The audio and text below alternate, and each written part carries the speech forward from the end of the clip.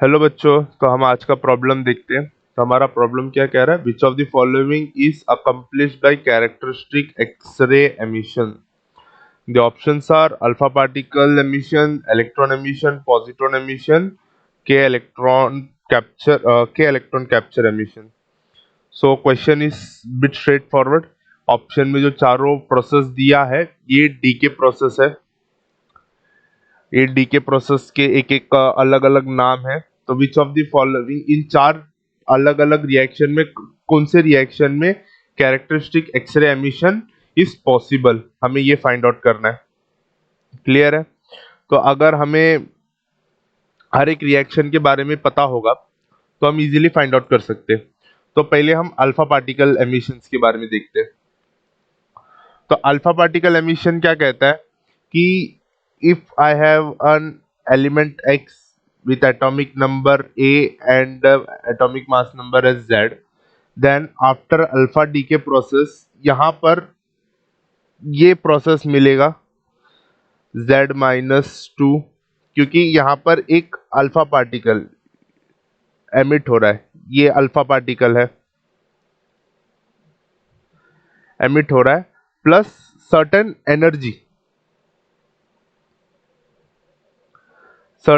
Energy emit होगा। और अगर हम एग्जांपल्स लेके देखें तो ये एनर्जी जो है वो एक्सरे के पास जितना एनर्जी होता है उतना नहीं होता है। X rays energy is not equal to X rays energy.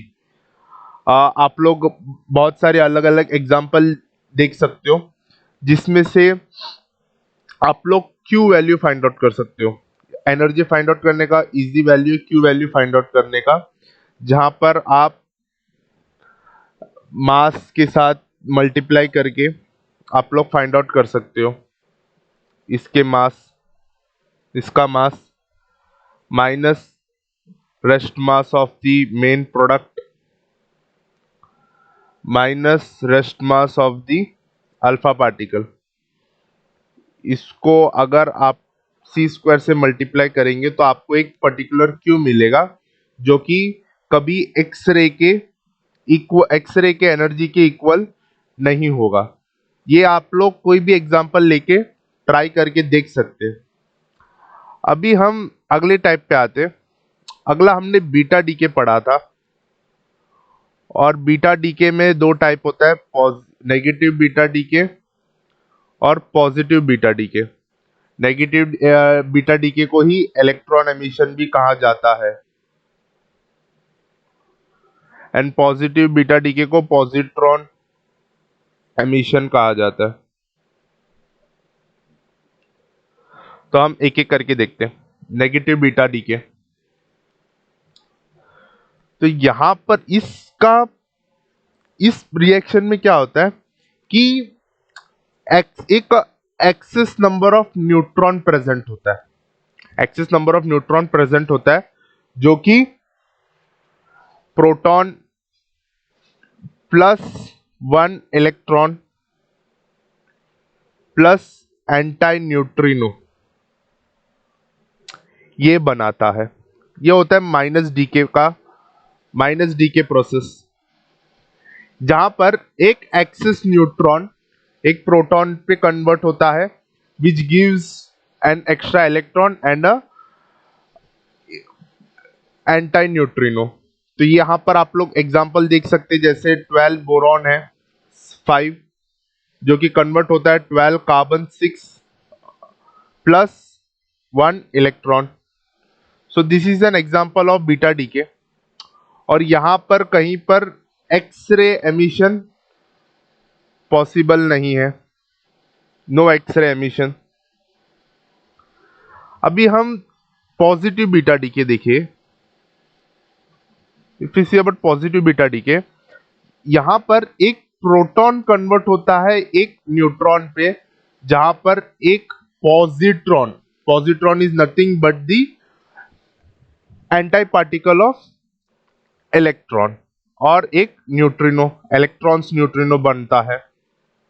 ये होता है beta decay, positive beta DK.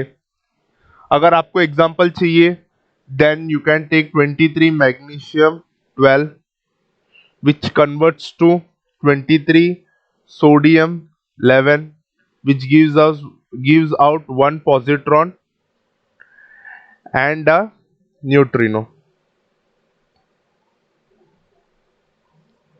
So in this reaction also no X-ray emission. So option 4 should be the right answer, electron capture process. So we'll see what happens in K electron capture. What exactly happens here? What the reaction says is that a proton in a heavy nucleus, in a heavy nucleus, in a heavy nucleus, a proton combines with the electron available in the nearest shell. Electron in the nearest shell and forms a neutron plus a electron neutrino. So this is the electron capture process. So what happens is that if this is a nucleus and these are the shells,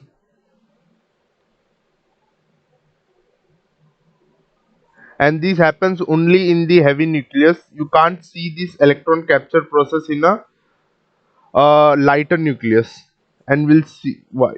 So if there is, we know that K has 2 electrons and these has 8 electrons and so on.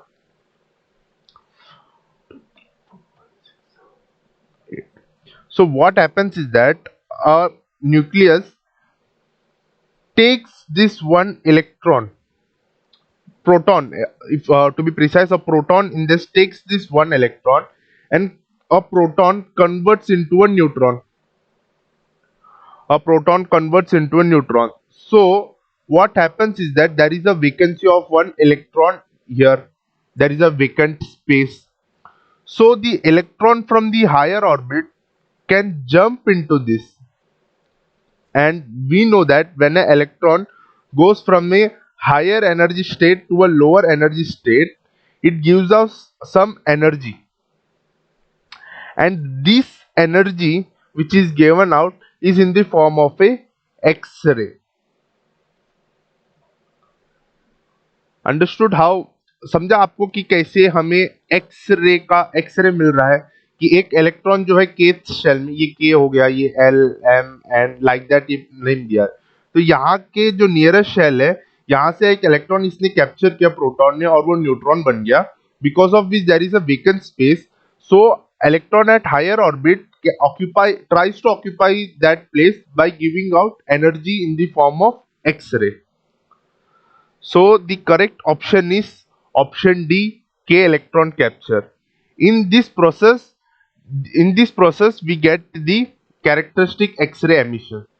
So I hope आपको समझ में आया होगा कि option D क्यों right है, बाकी तीन ऑप्शन सही क्यों नहीं हो सकता है. With the help of these different examples, I hope आपको समझ में आया होगा. Thank you.